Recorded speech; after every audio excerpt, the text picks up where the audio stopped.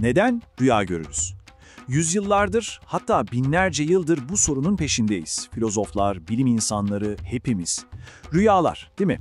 Bazen harika bir macera, bazen de bu da neydi şimdi dedirten karma karışık tuhaf sahneler. Sanki her gece beynimizde özel bir sinema oynuyor. Peki bu filmlerin senaristi kim?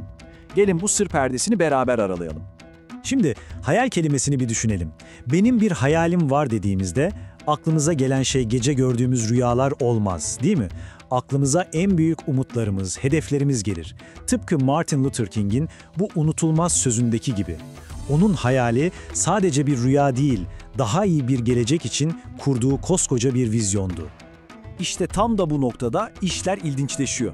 Bir yanda Martin Luther King'in o ilham veren, o yüce hayali var. Diğer yanda ise dün gece rüyanızda gördüğünüz pembe bir fil var. Yani bu ikisi de hayal veya rüya kelimesiyle ifade ediliyor ama aralarında dağlar kadar fark var. Bu zıtlık neden? İşte bu bölümün asıl sorusu bu. Bu gizemi çözmek için yola çıktığımızda ilk durağımız tabii ki rüyaları bilimsel bir mercekle incelemeye kafa yoran ilk büyük isimlerden biri, Sigmund Freud. Ve şunu söyleyeyim, onun fikirleri rüyalara bakışımızı kökünden değiştirdi. Freud'a göre rüyalar öyle beynin rastgele ürettiği anlamsız şeyler falan değildi. Hayır, tam tersi. O rüyaları bilinç dışımıza, yani en derinlerde sakladığımız korkularımıza, arzularımıza giden kraliyet yolu olarak görüyordu. Yani diyordu ki her rüya aslında bir dileğin gerçekleşmesidir.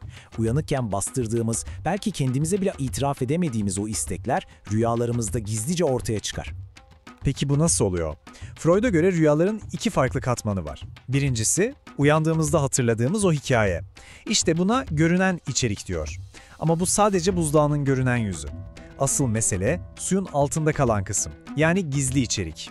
İşte rüyanın asıl anlamı, o bastırılmış arzular orada gizli. Ve evet, bu anlamlar genellikle pek de rahat olduğumuz şeyler olmayabilir. İyi de zihnimiz bu gizli anlamları neden bu kadar karmaşık hale getiriyor? Freud buna rüya çalışması adını veriyor. Diyor ki zihnimiz bizi rahatsız edici gerçeklerden korumak için bir tür sansür uygular. Nasıl mı? Mesela patronunuza olan öfkeniz rüyanızda alakasız bir kediye bağırmanıza dönüşebilir. Buna yer değiştirme diyor. Ya da hayatınızdaki sizi endişelendiren birkaç kişi rüyada tek bir korkunç canavar olarak birleşebilir. Bu da yoğunlaştırma. Veya rüyada trene binmek gibi basit bir şey aslında hayatınızda yeni bir sayfa açtığınızı simgeliyor olabilir. Zihin sürekli bu tür oyunlar oynuyor. Freud'un bu fikirleri yıllar boyunca rüya konusundaki düşüncelere resmen hükmetti. Ama sonra hikayede büyük bir dönüm noktası yaşandı. Bilim sahneye çıktı ve spot ışıklarını soyut zihinden alıp somut, elle tutulur, ölçülebilir beyne çevirdi. Ve işte bu rüya bilimi için gerçek bir devrimdi. Bu zaman çizelgesi o devrimi çok güzel özetliyor aslında. Düşünün, Freud kitabını yayınlıyor ve yaklaşık 50 yıl sonra bilim insanları REM uykusunu buluyor. Hani şu uykuda gözlerimizin hızla hareket ettiği evre. Bu neden önemli? Çünkü ilk defa rüyaların fiziksel, biyolojik bir temeli olduğu kanıtlanmış oldu. Artık mesele sadece bilinçaltı değildi, rüyalar doğrudan beyin aktivitesiyle ilgiliydi. Bu keşif yepyeni teorilerin önünü açtı. Ve bu yeni dönemin bayrak taşıyan teorisi de aktivasyon sentez hipotezi oldu. Bu teori, Freud'un tam zıttını söylüyordu. Diyordu ki, rüyaların öyle gizli saklı anlamları falan yok. Olay tamamen biyolojik. REM uykusundayken beynimizin daha ilkel kısımları, yani beyin sapı, yukarıya rastgele elektrik sinyalleri gönderiyor. Bu aktivasyon kısmı. Beynimizin daha gelişmiş, hikaye anlatmayı seven ön kısmı da bu anlamsız sinyal bombardımanını alıp bir mantığa oturtmaya çalışıyor. Yani bir hikaye sentezliyor. Kısacası beynimiz gece duyduğu anlamsız gürültüden bir şarkı yapmaya çalışıyor gibi. Nörolog Alan Hobson'ın bu benzetmesi durumu harika özetliyor. Rüyalar fizyolojik bir Rorschach testi gibidir. Hani şu mürekkep lekelerine bakıp burada bir kelebek görüyorum dediğimiz testler var ya, işte onun gibi. Mürekkep lekesinin kendisi anlamsızdır, anlamı ona bakan kişi yükler. Bu teoriye göre rüyalar da aynı. O gece gördüğümüz o karma karışık görüntülerin kendi içinde bir anlamı yok. Anlamı biz uyandıktan sonra o kaosu bir hikayeye dönüştürmeye çalışırken yaratıyoruz. Peki, tamam. Freud'u bir kenara koyduk, beyin aktivitesini anladık. Hikaye bitti mi? Rüyalar sadece anlamsız sinyaller mi?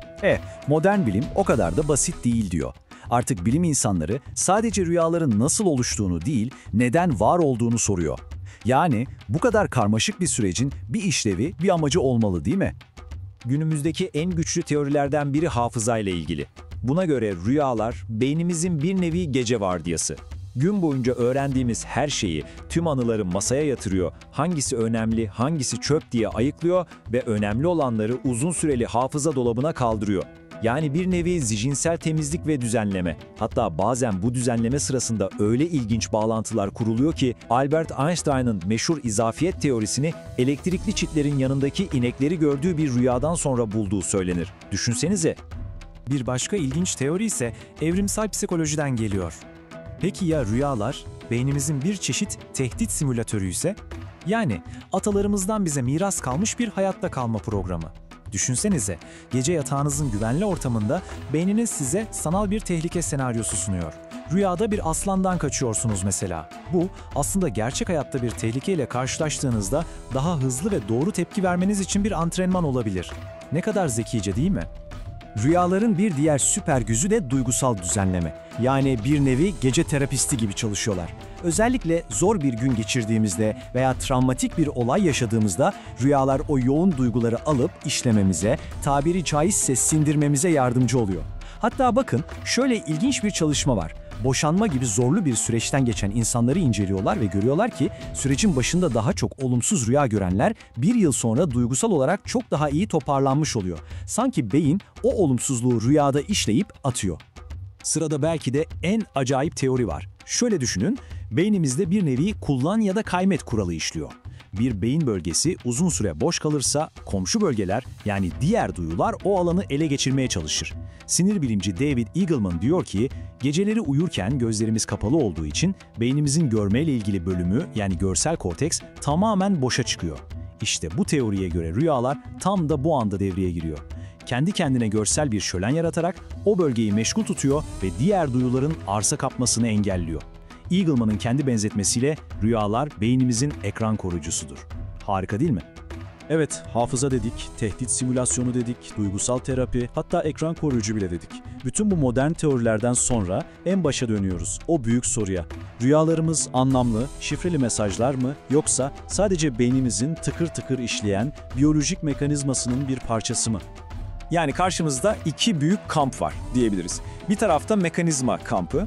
Onlar için rüyalar biyolojik bir süreç, beynin bakımı, rastgele sinyallerin bir sonucu. Diğer tarafta ise anlam kampı var. Onlara göre rüyalar psikolojik bir deneyim, bilinç dışına açılan bir kapı, duygusal bir yolculuk ve kendimizi keşfetme fırsatı. Ve sakın bu tartışmanın tozlu raflarda kaldığını sanmayın. Bu, bugün bile bilim dünyasında devam eden inanılmaz canlı, ateşli bir tartışma. Hatta 2006'da bu iki kampın önde gelen isimleri nörobilimci Alan Hobson ile nöropsikanalist Mark Solms arasında meşhur bir tartışma yaşandı. İki taraf da kendi görüşlerini tutkuyla savunuyor ve ikisinin de haklı olduğu noktalar var.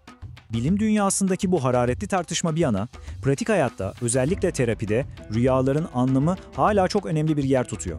Bakın bu grafik ne kadar net gösteriyor. Psikanalistler seanslarının çok büyük bir kısmında hastalarının rüyalarını analiz ediyorlar. Diğer terapistlerde bu oran çok daha düşük. Yani en azından bazı uzmanlar için rüyalar bir insanın iç dünyasına açılan paha biçilmez bir kapı olmaya devam ediyor. Peki tüm bunların sonunda biz neredeyiz? Rüyalar beynin gece bakımı mı yoksa bizden bize gelen şifreli birer mesaj mı? Belki de doğru cevap ya o ya da bu değil de hem o hem de budur düşünsenize.